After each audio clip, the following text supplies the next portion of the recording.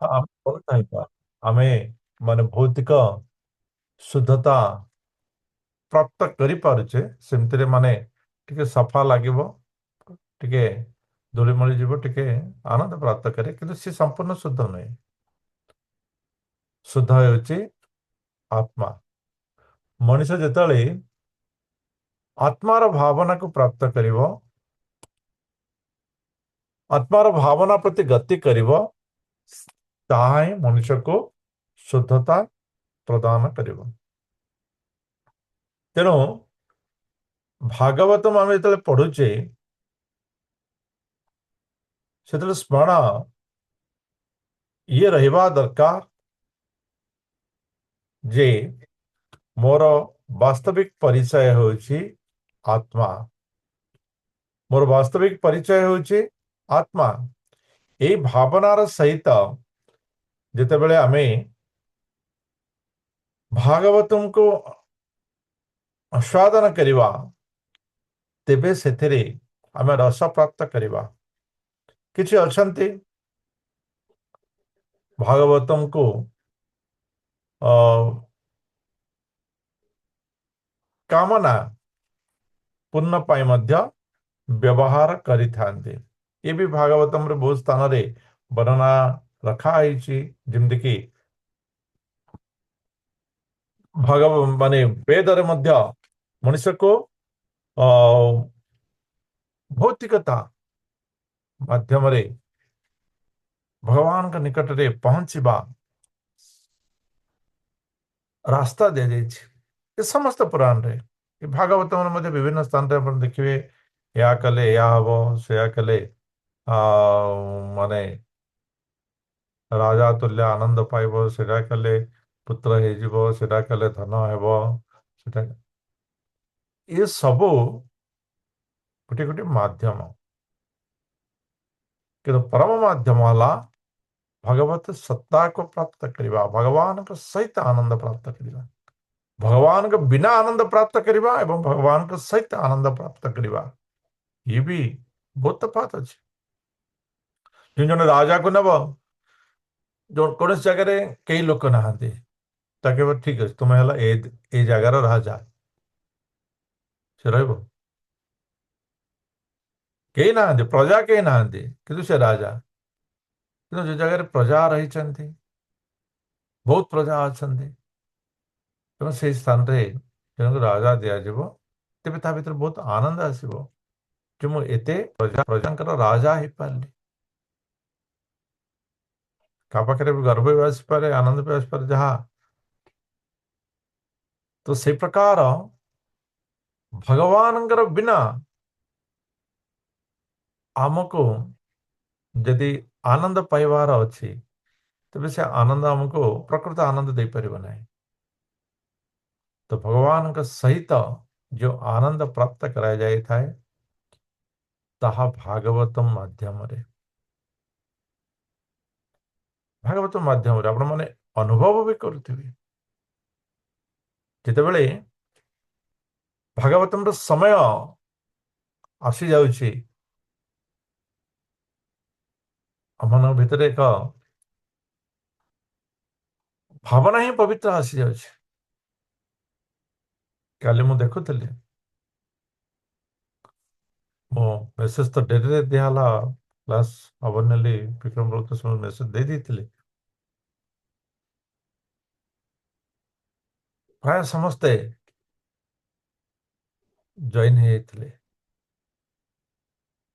ଏ ହେଉଛି ସେ ସମୟର ଭାବନାର ଆକର୍ଷଣ। ତେଣୁ ଆଜି ମୁଁ ଚିନ୍ତା କଲି ନାହିଁ, ଯାହା ବି ହବ ଆଜି ଯେମିତି ହେଲେ ସାରିବା। ମୁଁ 2-3 ଦିନ ଡିଷ୍ଟର୍ବାନ୍ସ ରହୁଥିଲି, ଯାହା ହେଉ ମାନେ ଆପଣମାନଙ୍କର ଆଗ୍ରହ ମୋ ଭିତରର ଆଗ୍ରହରେ ଏକ ଅଦ୍ଭୁତ ପବିତ୍ରତା ପ୍ରଦାନ କରିଦେଉଛି। ଇଏ ହେଉଛି ଭାଗବତ, ଇଏ ହେଉଛି ଭଗବାନଙ୍କର ଆକର୍ଷଣ। ତ ରାଜା ଋଷଭଦେବ ସେ କଣ କଲେ, ନା ଶରୀରକୁ ତ୍ୟାଗ କରିଦେଇଛନ୍ତି। ଏବଂ ସେଇ ଯୋଉ ସ୍ଥାନ ଥିଲା ଜଙ୍କ, ତ ଅର୍ହତ ସେ ମଧ୍ୟ ସେଇ ପ୍ରକାର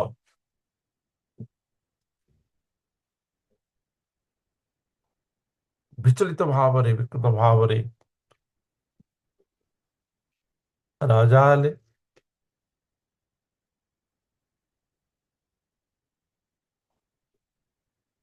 ଜଣେ ପ୍ରଶ୍ନ ଏହା କରିଥିଲେ ଯେ ଋଷଭ ଦେବଙ୍କର ଯେଉଁ ସ୍ଥାନରେ ଥିଲେ ସେଇ ସ୍ଥାନରେ ଜଣେ ରାଜା ହୋଇ ସିଏ କେଉଁ ପ୍ରକାର ମାନେ ଅଶୁଦ୍ଧ ରାଜା ହେଲେ। ତ ପୁଣି ତ ବର୍ଣ୍ଣନା ଅଛି ଯେ ସେ ତାଙ୍କର ପୂର୍ବପୁରୁଷଙ୍କ କଥା ଶୁଣି ସେ ପରିବର୍ତ୍ତନ ହେଇଥିଲେ। ତ ଋଷଭ ଦେବଙ୍କ କଥାରେ ସେ କିନ୍ତୁ ନାଇଁ ନାଇଁ ସେଠି ଋଷଭ ଦେବ ନଥିଲେ। ଆଉ ଋଷଭ ଦେବଙ୍କର ଶରୀର ଥିଲା। ଆମେ ତା ପୂର୍ବରୁ ପଢିଲେ ନା, ଋଷଭ ଦେବ ଆତ୍ମାଟାକୁ ତ୍ୟାଗ କରିଦେଲେ କିନ୍ତୁ ଶରୀରଟା ଏ ମାୟା କବଳରୁ ଖସିଲା ନାହିଁ। ଶରୀରଟା କଣ କଲା ନା ମାୟାରେ ପାଗଳ ପରି ଘୁରି ବୁଲିଲା, ଯାହାକୁ କୁହାଯାଏ ଆପଣମାନେ ବୁଝିବାକୁ ହେଲେ ପ୍ରେତ। ତ ସେଇ ପ୍ରକାର ଶରୀରଟା ଘୁରି ବୁଲିଲା। ଆପଣମାନେ ଗାଁ ଗହଳିରେ ବି ଶୁଣିଥିବେ ଯୋଉ ଭୂତ ପ୍ରେତ ସେମାନେ କିଏ ହୁଅନ୍ତି ଯେଉଁମାନଙ୍କ ପାଖରେ ଅତୁଟ ଇଚ୍ଛା ଥିବ, ଇଚ୍ଛାଟା ସରି ନଥିବ, ମୃତ୍ୟୁ ହେଇଯିବ। କହନ୍ତି ନା ଇଏ ଅକାଳରେ ମରିଗଲା, ତା ଭୂତ ହେଇକି ବୁଲିବ। ତ ଭୂତ ଅଛି କି ତ ନାହିଁ କଥା ଯାହା ରହିଛି। ତ ସେ ଅକାଳରେ, ତ ସେଠୁ ତ ସେମିତି ଯୋଉ ଶରୀରଟା ଥିଲା ଋଷଭଦେବଙ୍କର, ଯେହେତୁ ଶରୀରଟା ଆଉ ବିସର୍ଜନ ନଥିଲା, ତେଣୁ ଶରୀରଟା କଣ କଲା ମାୟା ଭିତରେ ଶକ୍ତି ତ ଅଛି ଶରୀରରେ, ଘେରି ବୁଲିଲା। ତ ପାଗଳ ମାନଙ୍କ ପରି, ଭୂତ ମାନଙ୍କ ପରି, ତ ଶରୀରଟା ଯେହେତୁ ମାୟା ସମ୍ପର୍କିତ, ସେ ସୂଚ କେମିତି ହବ, ଶୁଦ୍ଧ କେମିତି ହବ? ସେ ଶୁଦ୍ଧ ହେବ ନାହିଁ। ମୃତ ଶରୀର ଶୁଦ୍ଧ କେମିତି ହେବ? ଯେହେତୁ ସେ ଭିତରେ ଆତ୍ମା ନାହିଁ, ଶୁଦ୍ଧତା ହିଁ ନାହିଁ। ତେଣୁ ସିଏ ହେଲା ଅଶୁଦ୍ଧ। ଇଏ ଶାସ୍ତ୍ରୀୟ ସମ୍ମତ, ବିଜ୍ଞାନ ବି ସମ୍ମତ ରହିଛି। ଆପଣ ମାନେ ଆତ୍ମାଟା ଯେତେବେଳେ କି ଶରୀରଟାକୁ ତ୍ୟାଗ କରିଦିଏ ନା, ଶରୀରରେ ଯେତେକ ପ୍ରକାର ଅଶୁଦ୍ଧ ମାନେ କୀଟ କିଡ଼ା ସାଙ୍ଗେ ସାଙ୍ଗେ ଜାଗ୍ରତ ହେଇଯାଆନ୍ତି, ସାଙ୍ଗେ ସାଙ୍ଗେ ଜାଗ୍ରତ ହେଇଯାଆନ୍ତି। ଏବଂ ତାହା ଅଶୁଦ୍ଧ ରୂପରେ ରହିଥାଏ। ତେଣୁ ଯୋଉ ଅଶୁଦ୍ଧ ବିଷୟଟା ରହିଥିଲା, ସେ ଅଶୁଦ୍ଧ ବିଷୟ କଣ ହେଲା ନା ଋଷଭ ଦେବଙ୍କର ଘୁରି ବୁଲିଥିଲା। ଏବଂ ସେଇ ସ୍ଥାନର ଯେଉଁ ରାଜା ଅହର୍ତ ପ୍ରଦେଶର ଯେଉଁ ରାଜା, ସେ ମଧ୍ୟ ଅଶୁଭ ଅଶୌଚ କର୍ମ ସବୁ କରିବାକୁ ଲାଗିଲେ। ଗୋ ବ୍ରାହ୍ମଣ ମାନଙ୍କର ସିଏ ସେବା ତ କରିବା ଦୂର କଥା, ସେମାନଙ୍କ ପାଇଁ ଅ, ବିପଦ ସୃଷ୍ଟି କଲେ। ସ୍ନାନ ନାହିଁ, ଆଚମନ ନାହିଁ, ଶୌଚ ନାହିଁ ଇତ୍ୟାଦି। ଲୋମ ଉପାଡ଼ିବା, ଲୋମକୁ ଉପାଡ଼ି ଦେବା ଇତ୍ୟାଦି ଇତ୍ୟାଦି କର୍ମ, ଏସବୁ ହେଉଛି ଅଶୌଚ କର୍ମ। ଲୋମ ଉପାଡ଼ିବା, ସ୍ନାନ ନ କରିବା, ଆଚମନ ନ କରିବା, ଶୌଚ ଆଦି କ୍ରିୟା ଶୁଦ୍ଧ ଭାବରେ ନ କରିବା, ଏସବୁ ହେଉଛି ଯେଉଁ ଅଶୌଚ କର୍ମ। ଏସବୁ ଜିନିଷରେ ସିଏ ଲିପ୍ତ ରହିଥିଲେ। ଏବଂ ସେମାନେ ଏହାକୁ ଗୋଟେ ପରମ୍ପରା ବୋଲି ନେଇଗଲେ। ଅଶୌଚ ରହିବା ହିଁ ଗୋଟେ ପରମ୍ପରା। ତ ସେମାନେ ସେଇ ପରମ୍ପରାରେ ଉନ୍ମୁକ୍ତ ରହିବା, ସ୍ନାନ କରିବାନି, ଆଚମନ କରିବାନି, ଶୌଚ ଇତ୍ୟାଦି ଶୁଦ୍ଧ ରଖିବା ଆନି ଆଉ ବ୍ରାହ୍ମଣ ଏବଂ ବେଦ ଗାଈ ଏମାନଙ୍କର ନିନ୍ଦା କରିବା ଲୋମ ଶରୀରରେ ଲୋମ ରଖିବାନି ମାନେ ପୁରା ପ୍ଲେନ୍ ଇତ୍ୟାଦି ଅଶୌଚ କର୍ମରେ ସେମାନେ ଲିପ୍ତ ରହିଲେ।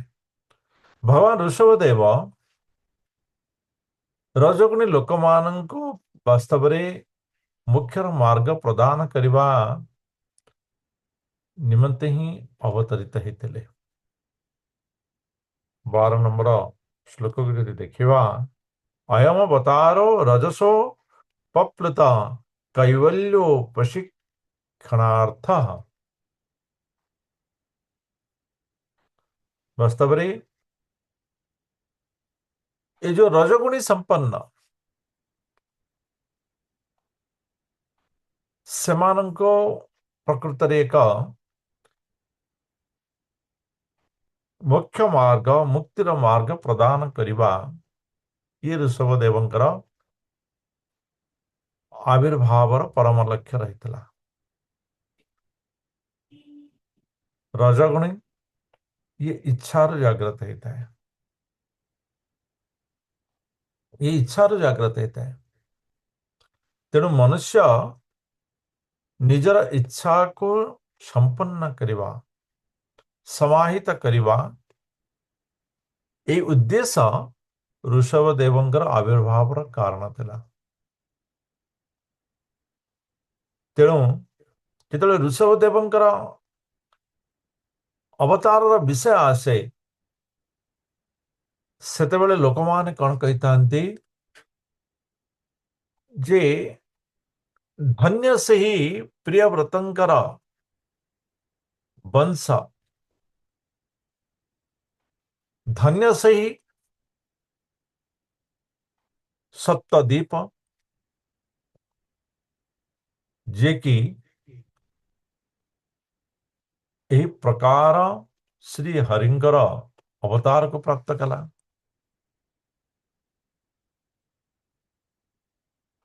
ତେଣୁ ସେ ସ୍ଥାନକୁ ପୁଣ୍ୟତା ବୋଲି ଇତିହାସ କହିଥାଏ। ଇତିହାସ କହିଥାଏ ଭାରତ ବର୍ଷ ଯାହାକି ଜମ୍ବୁ ଦ୍ୱୀପ ଆମେ ପଢିଲେ ନା 7ଟି ଦ୍ୱୀପ ଥିଲା, 7ଟି ଦ୍ୱୀପ। ତ ସିଏ ହଉଛି ସେ ଭିତରେ 7ଟି ଦ୍ୱୀପ ଯୋଉ ଥିଲା ନା ଜମ୍ବୁ ଦ୍ୱୀପ ସେ ହଉଛି ମୁଖ୍ୟ ଯୋଉଟା କି ଆମର ଭାରତ ବର୍ଷ ରହିଛି। ତାପରେ ପ୍ଲକ୍ଷ ଦ୍ୱୀପ ତାପରେ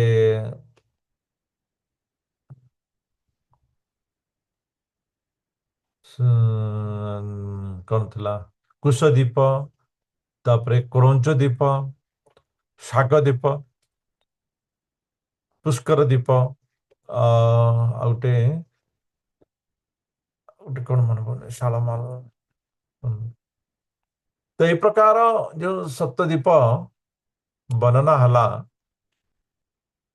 ଏ ସପ୍ତଦ୍ୱୀପ ଭିତରେ ଶ୍ରେଷ୍ଠ ହେଲା ଜମ୍ବୁ ଦ୍ୱୀପ, ଭାରତ ବର୍ଷ ହିଁ ଅନ୍ତର୍ଗତ ଅଟେ।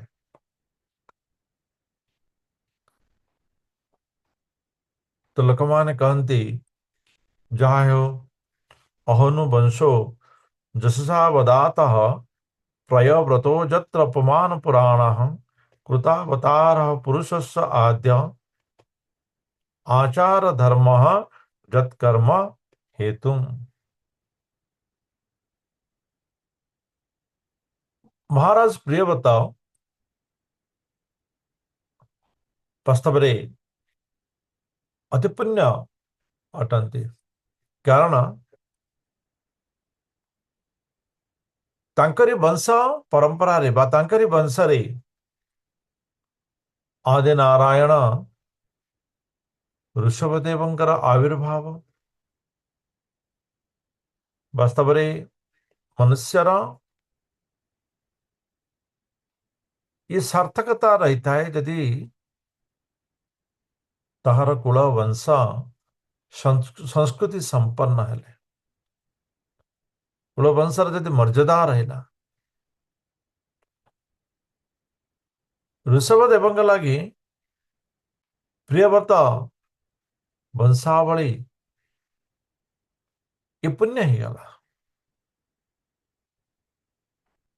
तेणु से वंश पुण्य ही जाए जो वंशरे संस्कृति संपन्न गुण युक्त परवर्ती पुरुष जन्म नहीं था तेणु यही प्रकार महाराज प्रियव्रत अति यशस्वी जेहेतु तांकर से वंश परंपरा भितरे वंशरे पुराण पुरुष से आदि नारायण वृषभ अवतार ग्रहण करथिले एवं पारमहंस धर्म आचरण करथिले हंस से प्रकार एकाग्रता भाव रे तार निजर लक्ष्य को रखी थाए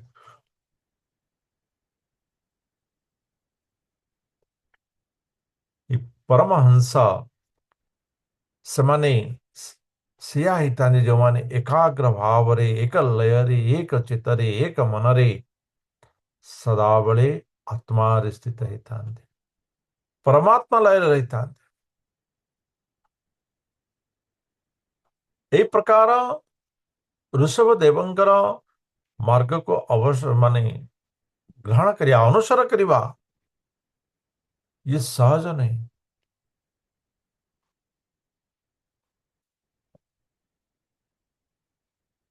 साधारण मनुष्य तो छाड़ंतु जोगी मान पक्षर मध्य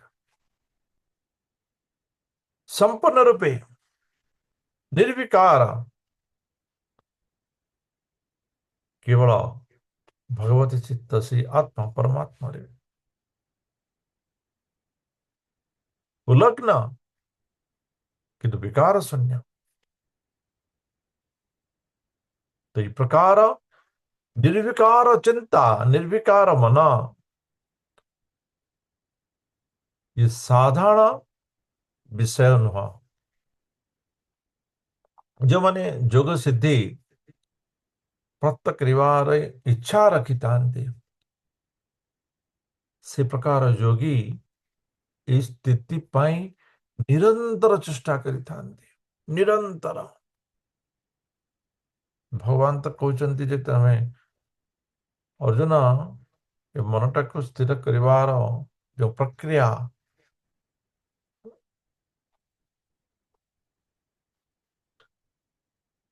आगो मृत्यु पर्यंत करने पड़ो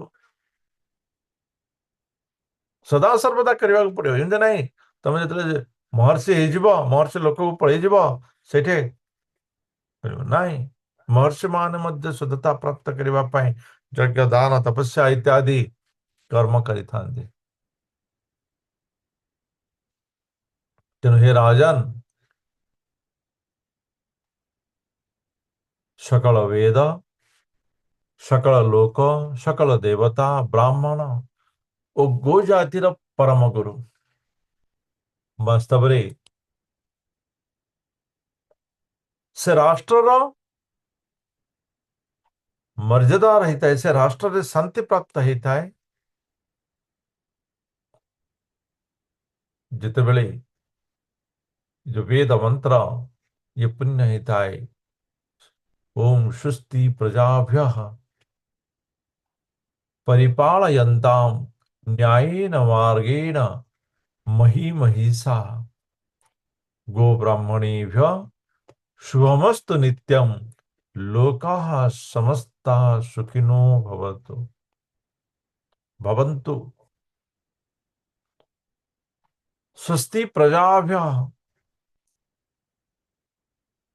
वास्तव प्रजा मान जिते ऐश्वर्य युक्त हेबे स्वस्ति लाभ करिवे ऐश्वर्य समाने सेतिरे परिपालित हेबे एवं राजा न्यायेन मार्गेण मही महिषा राजा इस धरा धाम को ଏବଂ ପ୍ରଜାମାନଙ୍କୁ ଏମାନଙ୍କ ନ୍ୟାୟ ମାର୍ଗରେ ଯେତେବେଳେ ପାଳନ କରିବେ, ମନୁଷ୍ୟକୁ ନ୍ୟାୟର ମାର୍ଗ ଅବଲମ୍ବନ କରିବା ପାଇଁ ଏମିତି ନାହିଁ ଯେ ଖାଲି କହିଦେବ ମୁଁ ନ୍ୟାୟ କରୁଛି, ଇଏ କରିପାରିବ ନାହିଁ। ନ୍ୟାୟ ପାଇଁ ये वैराग्यता नितांत आवश्यक होता है, नितांत आवश्यकता होता है। हमें पढ़िथिबा चाणक्य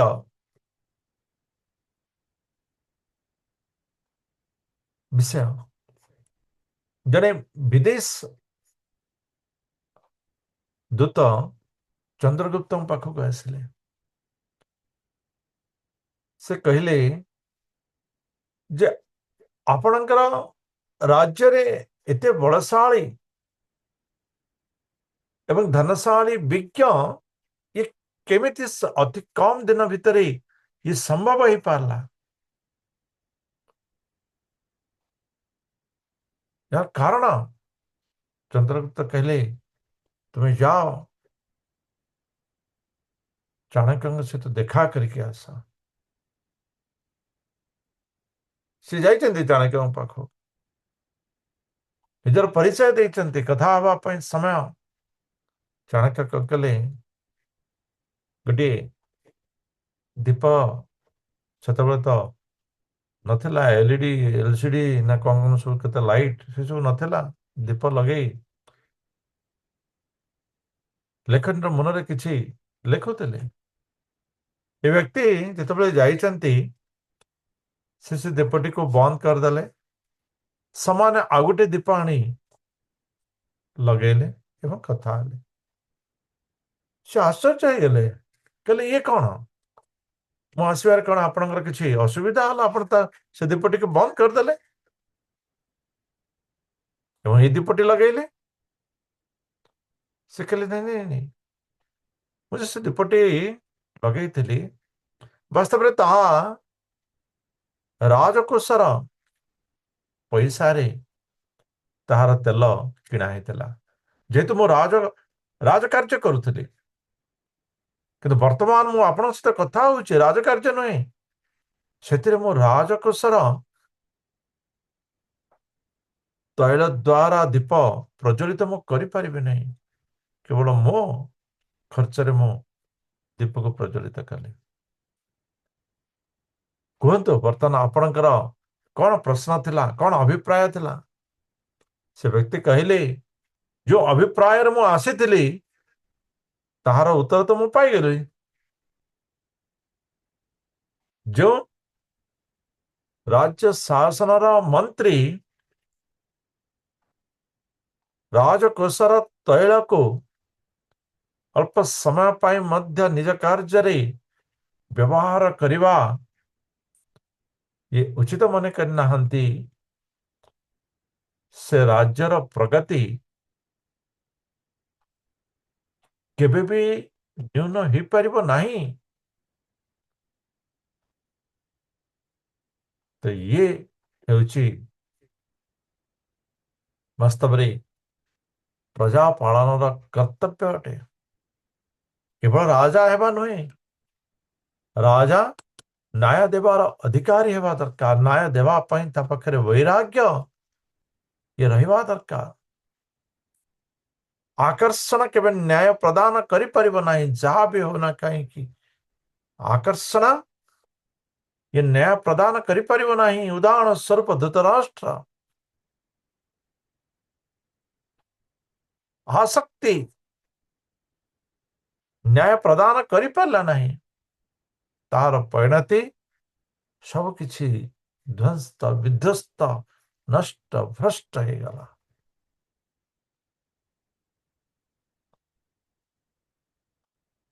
निजर परिस्थिति को स्वीकार करिवा ये वैराग्य भाव ही जाता ही पारिबो। माया ये सदाबले ନିଜର ପରିସ୍ଥିତିରୁ ଦୂରେଇବ। ଇଏ ତ ସୁନିଶ୍ଚିତ। ଯାହା ନାହିଁ ମାୟା ତାକୁ ଦେଖେଇବ ଏବଂ ଯାହା ଅଛି ମାୟା ତାକୁ ଲୁଚେଇ ଦବ। ଇଏ ହଉଛି ମାୟାର କାମ।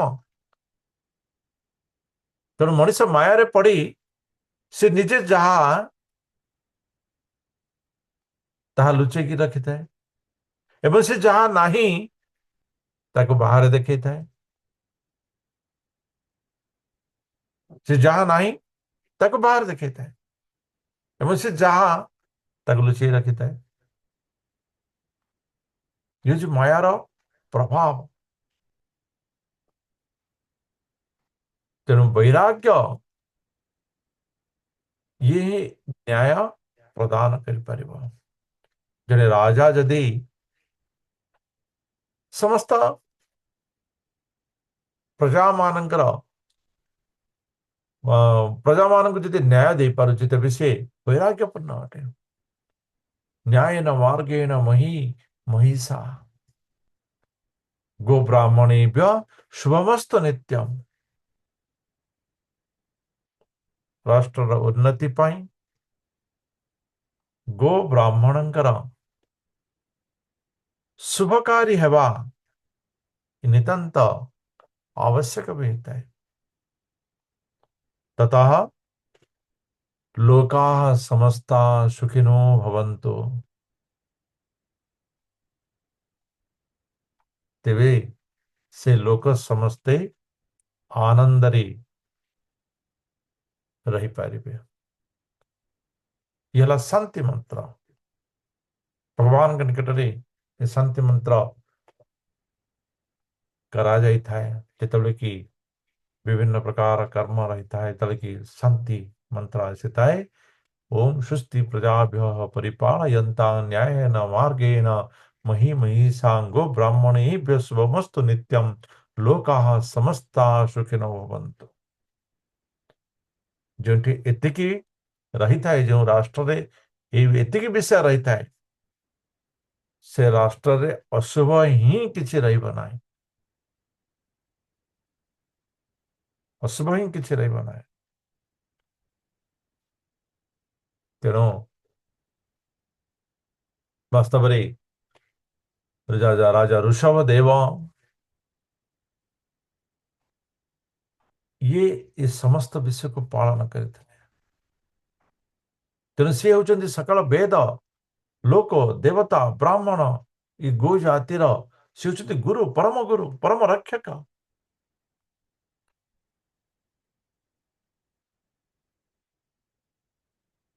ଯେତେବେଳେ ମନୁଷ୍ୟକୁ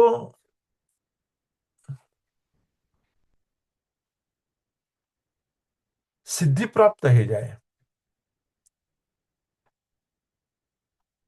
ସେତେବେଳେ ସେ ଭାବିଥାଏ ମନୁଷ୍ୟ ଯେ ମୁଁ ବହୁତ କିଛି ପ୍ରାପ୍ତ ହେଇଗଲେ। କିନ୍ତୁ ଋଷଭ ଦେବ ସମସ୍ତ ସିଦ୍ଧିକୁ ସେ ଦୂରେଇ ଦେଇଥିଲେ। ଆମେ କାଲି ପଢିଥିଲେ ସମସ୍ତ ପ୍ରକାର ସିଦ୍ଧି ଆସିଥିଲା, କିନ୍ତୁ ସେ ସମସ୍ତ ସିଦ୍ଧିକୁ ସେ ଦୂରେଇ ଦେଇଥିଲେ। ସେ ଜାଣିଛନ୍ତି ଯଦି ରାସ୍ତାରେ ଯଦି ସେ ଅଟକି ଯିବେ, ଭଟକି ଯିବେ, ତେବେ ଲକ୍ଷ୍ୟ ନଷ୍ଟ ହେଇଯିବ। ମନ ତ ଭଟକେଇବ ହିଁ ଭଟକେଇବ, କାହିଁକିନା ମନଟା ସଦାବେଳେ ମାୟାର ସହିତ ଦୋସ୍ତିରେ ରତ ରହିଥାଏ। ତେଣୁ ସିଏ ଭଟକେଇବ। କିନ୍ତୁ ଜ୍ଞାନୀ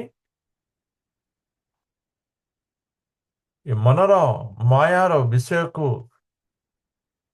ଗ୍ରହଣ ନ କରି ସେ କଣ କରିଥାଏ ନା ଆତ୍ମାରେ ସ୍ଥିର ରହିଥାଏ। ଆତ୍ମାରେ ସ୍ଥିର ରହିଥାଏ। ଏବଂ ଋଷଦେବ ସେ ପ୍ରକାର ଥିଲେ। କୌଣସି ବିଷୟରେ ଏପଟ ସେପଟ ହବାର ନାହିଁ। ହେ ରାଜନ, ଏହି ପ୍ରକାର ବିଶୁଦ୍ଧ ଚରିତ ମୁଁ ତୁମକୁ ଶ୍ରବଣ କରାଇଦେଲି। ବାସ୍ତବରେ ଏହି ଚରିତ मनुष्य मानकर सकल पाप को हरण कर दी थाए। भारत भूमि रे जे जन्म नहीं थाए से निजको एथिपाई पवित्र मने करी थाए जे भारत भूमि रे संस्कृति शुद्धता रही है। अन्य माने खोजुचंती केतबेले सुजोग मिलिले विदेश लोक संस्कृति भितरे प्रवेश करिवार यदि किछि भी अवसर मिलुछि आपण माने ताको बुझी पारिबे से अवसर को मते प्राप्त हेतला माने भारत वर्षर जो संस्कृति रही है ना मु विदेश रे 45 दिन खंड रही थी। मोर जो विषय थिला जाए ସେମାନଙ୍କ ସହିତ ମିଶି ତାଙ୍କର ସଂସ୍କୃତି କ'ଣ ଜାଣିବା ମୋର ତ ଅଲଗା କାମରେ ଯାଇଥିଲି କିନ୍ତୁ ସେ ବିଷୟ ପ୍ରତି ମୋର ଆଗ୍ରହ ମୁଁ ସେମାନଙ୍କ ସହିତ ମିଶିଛି। ଗୋଟେ ପୁରୁଣା ମ୍ୟୁଜିୟମ ଥିଲା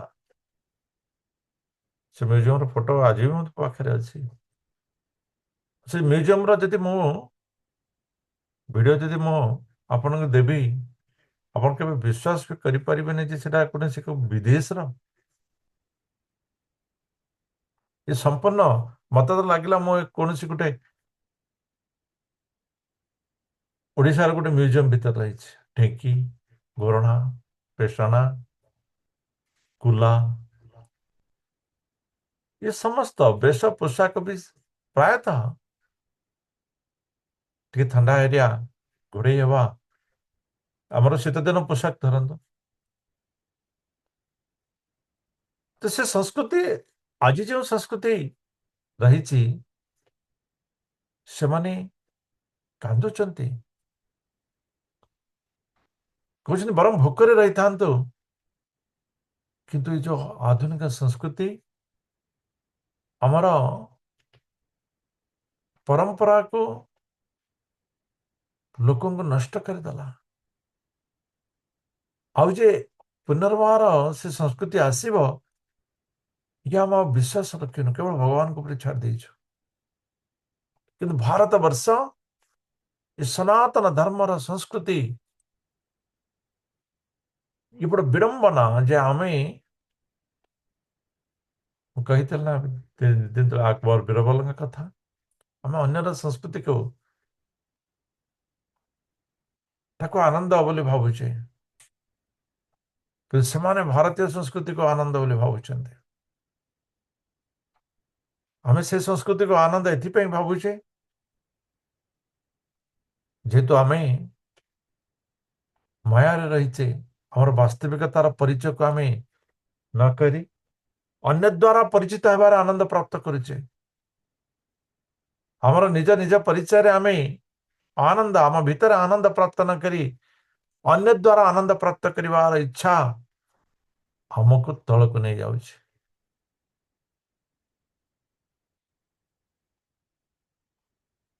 वस्त्रटी लज्जा निवारण पर पिंधा जाय था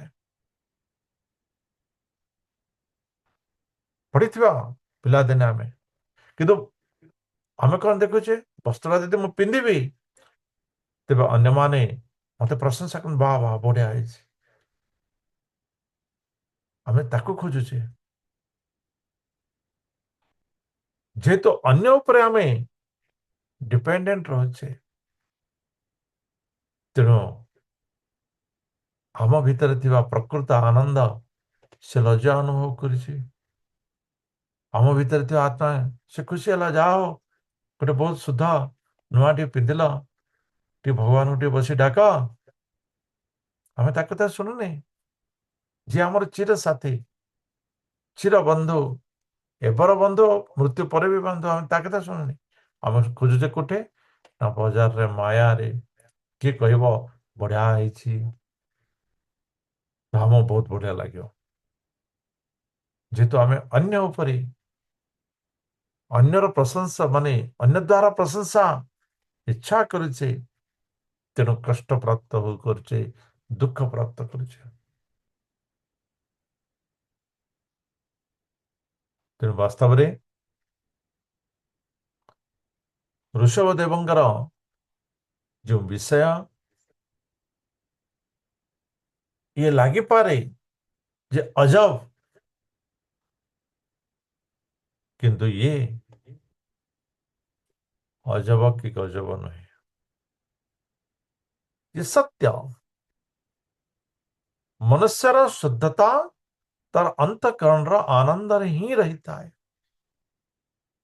बाह्य आनंदर केबे भी से शुद्धता स्थिरता चिर आनंद प्राप्त करि परिबा नाही। भगवान बारंबार कहउचंती बाह्य आनंद मनुष्य को केबे हेले आनंद प्रदान करि परिबा नाही।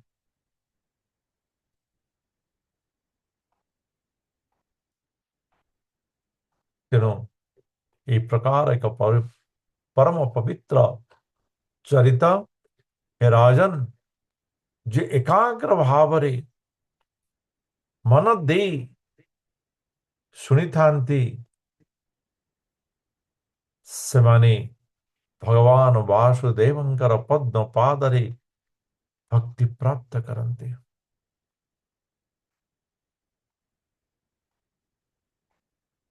विभिन्न प्रकार रे मनुष्य पापरे पूर्ण होता है। विभिन्न पापरे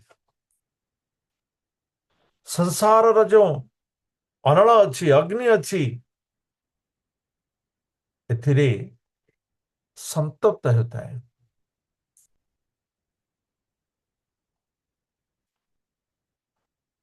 एवं यही ऋषभदेवंकर प्रिय व्रत वंशावली को जे श्रवण करिताए ता भितरे एक परम शक्ति जागृत होता है।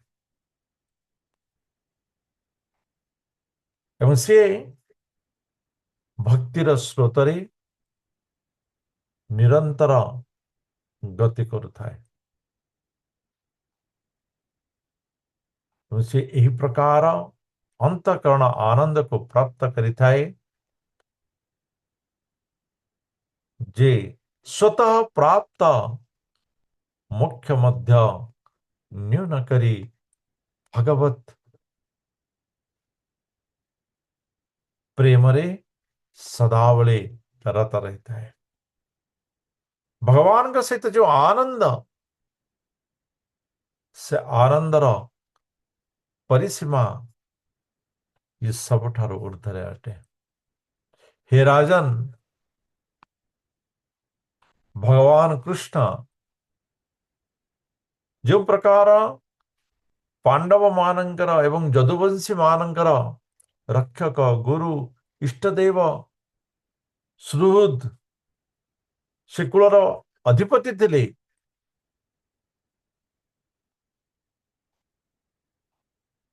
तेबे भी बेले बेले सेमानंकर सेवा करिवार मध्य आमे पाठ करिछे। सेमानंकर सेवा करिवार पाठ करिछे।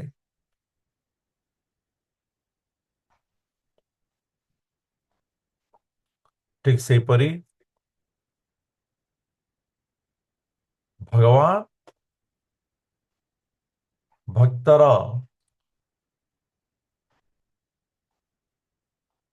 कर्म को मध्य परिपूर्ण कर दी था। नवम अध्याय 22 नंबर श्लोक।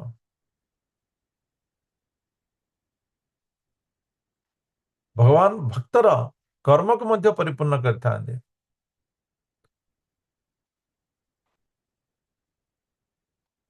तेणु निरंतर ए माया जगतर विषय भोग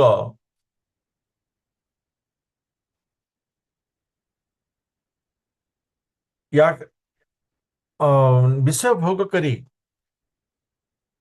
जो वास्तविक श्रेयता ये अज्ञानर कारण अटे। ये अज्ञानर कारण अटे। तेणु भगवान करुणा प्रदान करी से मनुष्य को आत्मतत्वर प्रकृत ज्ञान प्रदान करिथांते। एवं मनुष्य निरंतर भाव से आत्मस्वरूपर उपलब्ध करी समस्त प्रकार तृष्णा समस्त प्रकार इच्छारू मुक्त हो जाता है।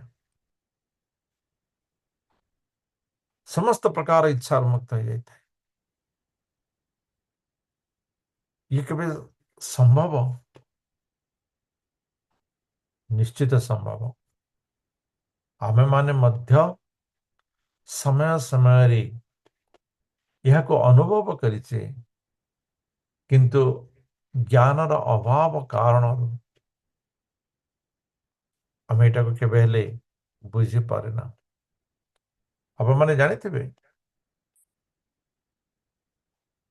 यदि आमे एटा मो आगुरु भी उदाहरण देते आम क्लास करिचे ए भितरे मनकर प्राइम मिनिस्टर से जोड़ी हो जाए आम जानी पारे। आम जानी पारे जिते पर्यंत आम ज्ञान नहीं तांकर आइडिया सी जॉइन करछंती काले सी कि हाँ ठीक अच्छे नहीं जदि आम से ज्ञान नहीं आम जानी पारे। तो से प्रकार मनुष्य ए मायार बंधन रही वास्तविक आनंद को से जानी पारे नहीं। से परम आनंद को से केवल उपलब्धि करि पारे नहीं। जेतेबेले ये ऋषभ देवंकर चरित्र को सी मन दे श्रवण करिवो तेबे से अनुभव करि पारिबो जे आत्मार सत्यता आत्मार उपलब्धि एवं आत्मार आनंद रे जेतेबेले से आनंदित हेबो ताहा परम आनंद हेबो परम सुख हेबो ताहा परम आनंद एवं परम सुख प्रदायक हेबो।